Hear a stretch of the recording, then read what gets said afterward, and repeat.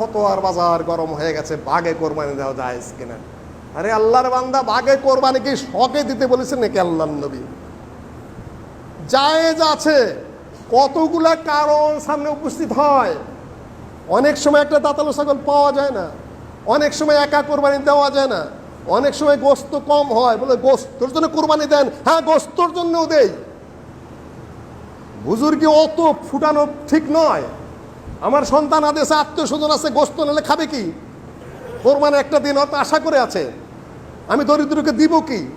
গরু ভাগে দিলে যে গোস্ত আমি একটু বেশি পাই, ওটা কাজেই লাগবে। আপনি কে তো হালকা ফাও বুজুর্গের কথাবার্তা বলতে বলেছে? বাস্তবতায় আসুন, ওটা বাস্তবতা, শরীয়ত অবাস্তব নয়। 7 ভাগে কোরবানির কারণ কি, ফতোয়া কি?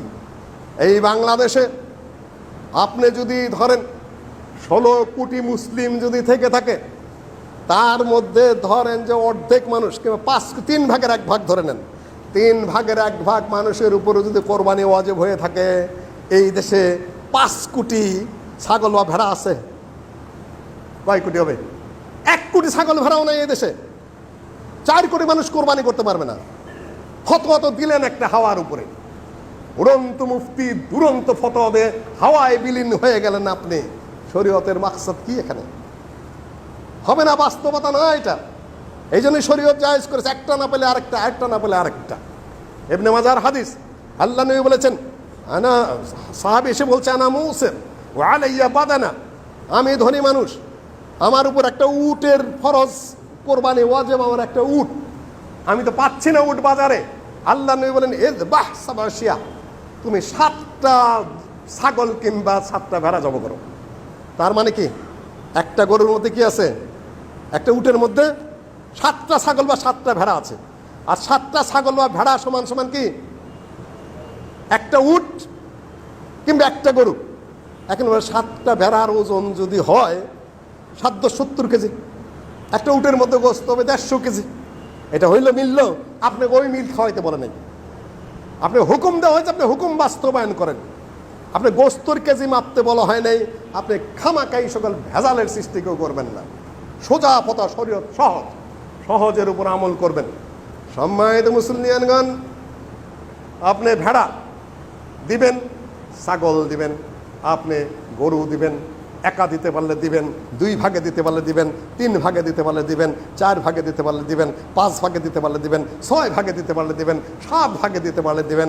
গরুর জন্য প্রযোজ্য, উটের জন্য প্রযোজ্য, ওটা পারেন। আল্লাহ নবী বলেছেন, আল্লাহ নবীর ফরমান হলো নাস্তাশরিফুল আইনা ওয়াল উযুন।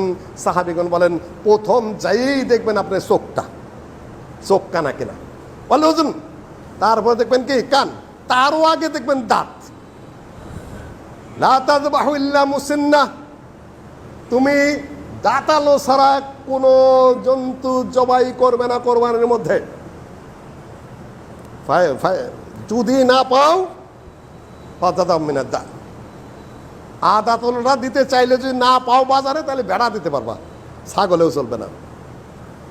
সম্মানিত মুসলিমগণ, আগেই যে দেখবেন দাঁতটা, চোখ তো এমনি পড়বে, চোখ দেখার জন্য তো আর দাঁত খোলার দরকার নেই, তাই না? যে দুটা এমনি দেখা যায়, চোখ দেখা যায়, কান দেখা যায়। চোখ কানা কিনবেন না, কান কাটা। কানের আবার কত প্রকার আছে, মোকাবালা, মোদাবারা, সারকা, খারকা, আদাবুল কারণ, আদাবুল ওজন, বিভিন্ন ধরনের আছে। কানের আগা কাটা, গোড়া কাটা, ছিদ্র করা, ফাটা, কোনোটাই কিনবেন না। চোখের যদি অন্ধ তো কিনবেনই না, চোখ যদি বেশি হয় তাহলে সেটা কিনবেন না। রাত্রে জাগতে দেখতে ছাগলের 1 চোখ দেখতে কেতর পড়তেছে, একটু কম দেখতেছে, ওটা কোরবানি চলে, ওটা তো রোগ না, ওটা এমনি একটু পা ঠিক আছে, কিন্তু দীর্ঘ পথ গাড়িতে আসতে আসতে একটা পা একটু খোট্টা দিতেছে, ওটা বোঝা যায়, ওটা চলবে। কিন্তু যাতেই যদি ল্যাংড়া হয় ওটা কিনবেন না।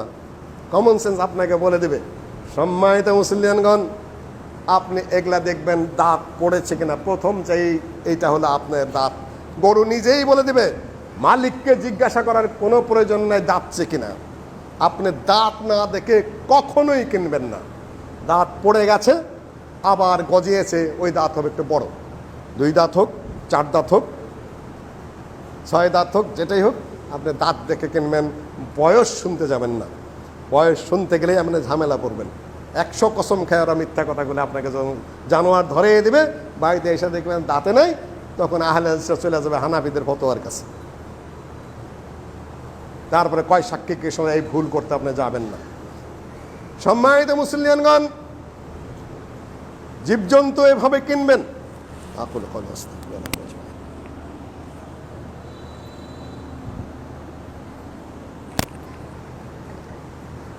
3 ভাগে ভাগের বিষয় যেটা কোরআনে ইঙ্গিত এসেছে, ওয়াল বুদনা জাআলনাহা লাকুম মিন শাআইরিল্লাহ ফাইযা ওয়াজাবাত জুনুবুহা ফাকুলু মিনহা ওয়া আত'ইমুল কানি'a ওয়াল মু'তার কাযালিকা সাখখারনাহা লাকুম ওয়া লা'আল্লাকুম তাশকুরুন।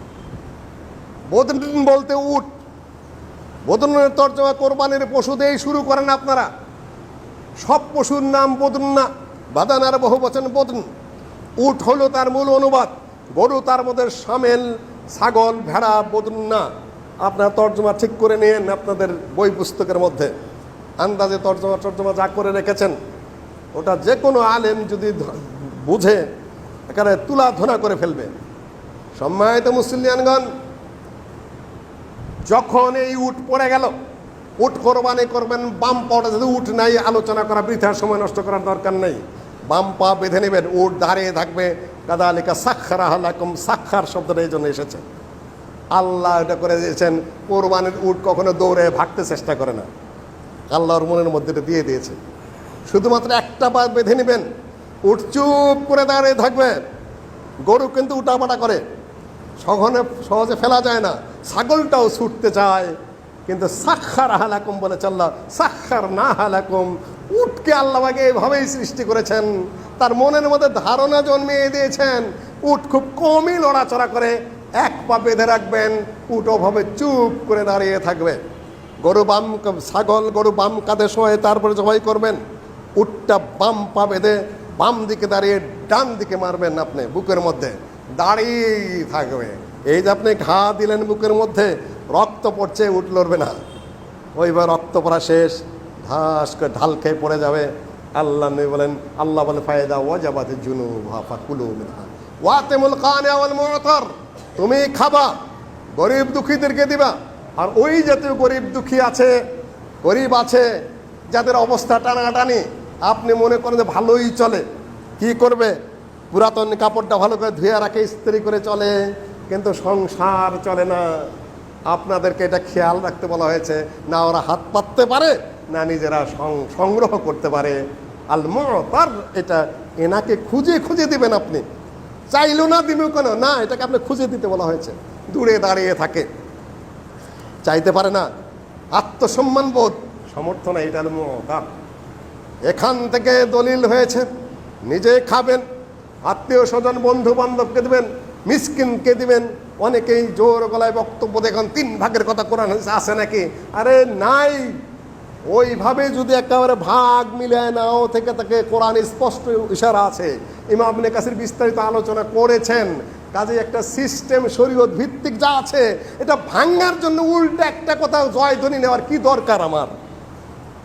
কোরআন হাদিসের অনুকূলেই আছে সেটা, 3 ভাগের বিষয়টা। কাজেই এর বিরুদ্ধে জোরালো বক্তব্য দিয়ে আরেকটা বিশৃঙ্খলা সৃষ্টির দরকার কি পড়লো আপনার? আমারই বা কি দরকার পড়লো? সম্মানিত মুসলিমগণ, আপনি এইভাবে দিবেন, বন্টন করে দেবেন, 1 ভাগ খাবেন। একটু নির্বিষ হইলে কিছুই হবে না। আপনার এত দুশ্চিন্তার প্রয়োজন নাই।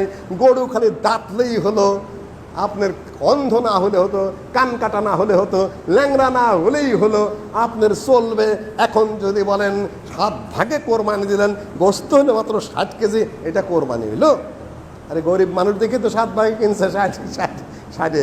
আপনাকে গোস্ত মাপতে কে বলেছে? জায়েজ, সামর্থ্য নেই, আপনি দিয়েছেন।